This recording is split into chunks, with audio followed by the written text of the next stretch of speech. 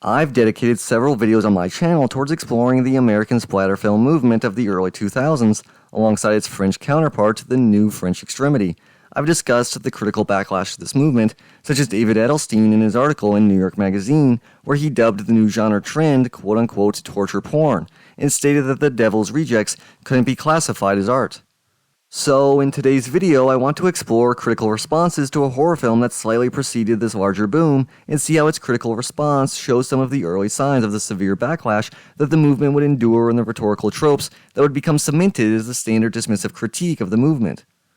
One of the major moves that helped to shape the new landscape of 21st century horror was the creation of Platinum Dunes, a production company co-created by someone known for his bombastic action films, Michael Bay, along with Brad Fuller and Andrew Form. Their strategy of remaking classic 70s and 80s horror films on modest budgets with young or first-time directors would be a continuation of the larger industry patterns. Low-budget horror films helmed by young up-and-coming filmmakers had always been a breeding ground for innovation and helped to define the horror film landscape for decades. The major shift would be in the banking on the marketability of an established IP. The first film that the company would remake would be arguably the greatest horror film of all time, the Texas Chainsaw Massacre.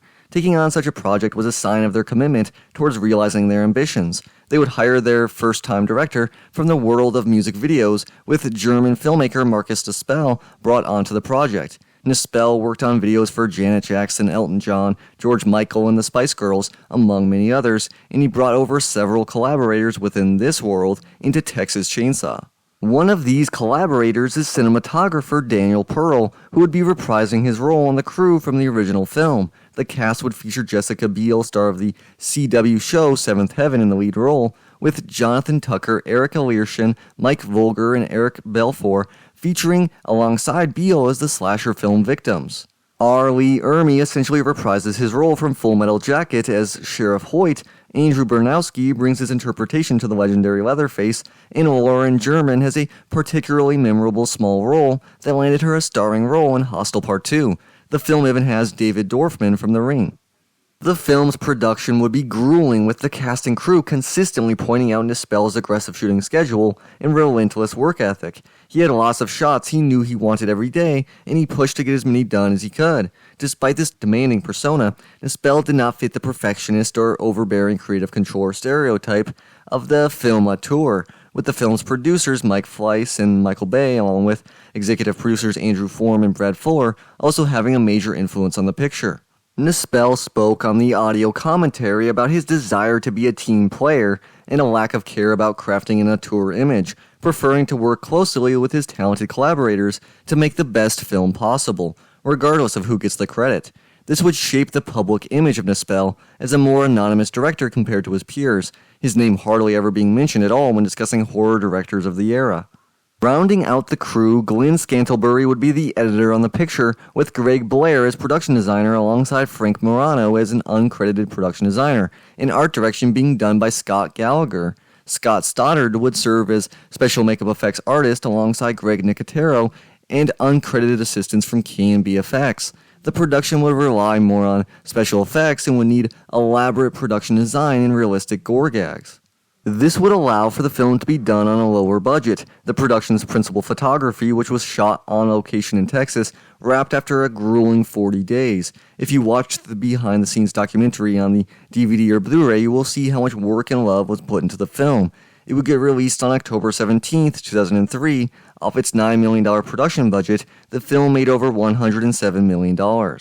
Its critical reception was negative, with David Kerr in the New York Times writing, quote, "The killings have little sociological or psychological resonance. This is a blunt and graphic gore film."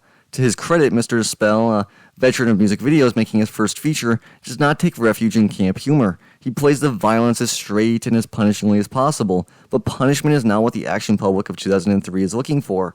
Since The Silence of the Lambs, the audience has been encouraged to identify with charismatic killers as they go about their business, something the remade Chainsaw staunchly refuses to offer. End quote.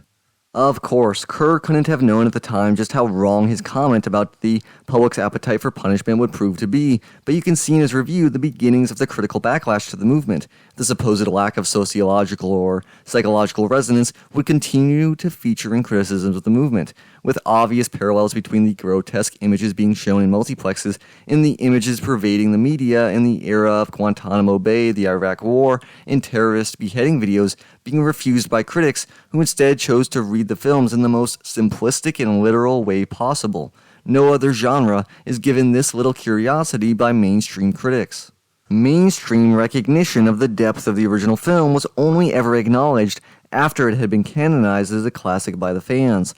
Horror movies of the 2000s were commonly compared negatively to horror films of the 70s. While I love the 1970s era of horror films, I believe that this constant negative comparison between the two is a severe misrepresentation of the actual merits of each era. While the 70s was a golden era for horror films, this was also a golden era of independent cinema and creative autonomy that benefited the industry as a whole in that decade, not just within the niche of horror. While the early 2000s horror films were being lambasted as too flashy, quickly edited, and lacking suspense in comparison to the 70s classics, with the younger generation's attention spans being blamed, this is only true for certain entries within the movement, with Saw the most notable example. And as I pointed out in my video essay on that film, this style was born out of necessity due to the low budget, not a cynical ploy to attract a younger audience. Filmmakers like Eli Roth, whose films Cabin Fever and Hostel helped to define the movement, would incorporate a slower and more deliberate approach to his films. This critique is levied directly in Roger Ebert's review of the film, in which he states, quote, "The ending, which is cynical and truncated, confirmed my suspicion that the movie was made by and for those with no attention span," end quote. He spends his entire review completely dismissing the film and critiquing its supposed purposelessness. He says it's, quote, "a contemptible film, vile, ugly, and brutal. There is not a shred of a reason to see it. Those who defend it will have to dance through mental hoops of their own devising, defining its meanness and despair as style or vision or a commentary on our world. It's not a commentary on anything, except the marriage of slick technology with the materials of a geek show.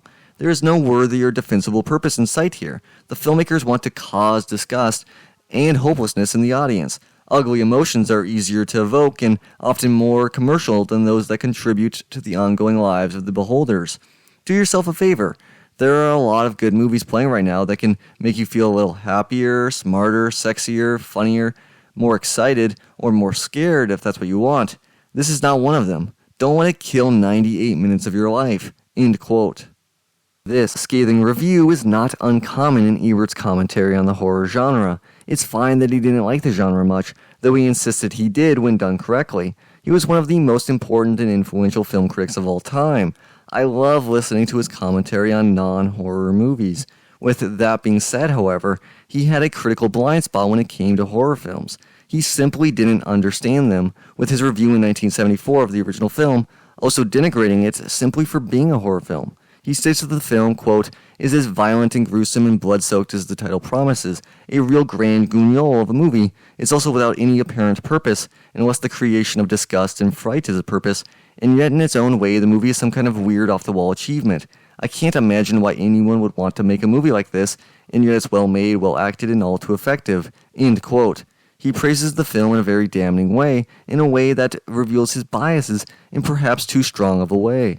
This constant moralizing and questioning from people and critics who don't understand horror films is a frustrating element of being a fan of the genre.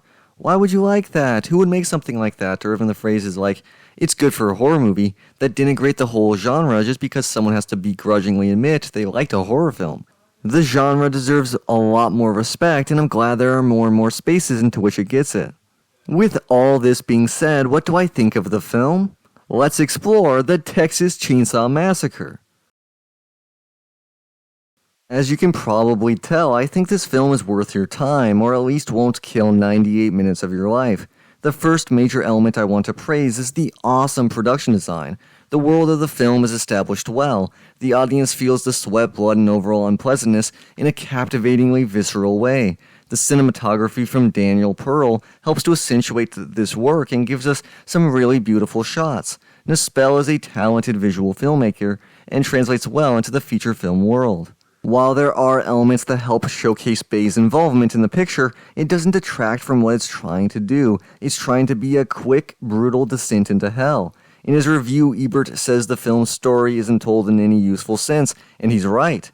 This is not a film that is particularly focused on its plot elements, instead pushing the tone, style, setting, and effects into the forefront. From the opening with the hitchhiker, we see immediately that Nispel is a madman in the best sense. We lose our sense of footing and our stability.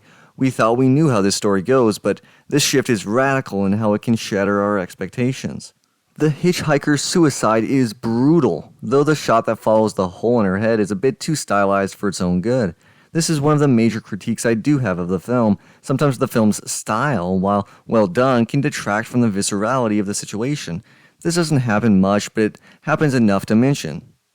The effects are awesome and the editing is done well enough. The acting is for the most part solid across the board, with the ensemble cast of hot young stars holding their own and creating believable enough characters. Jessica Biel does a good job in the leading role, though there are problems with the way the film showcases her character.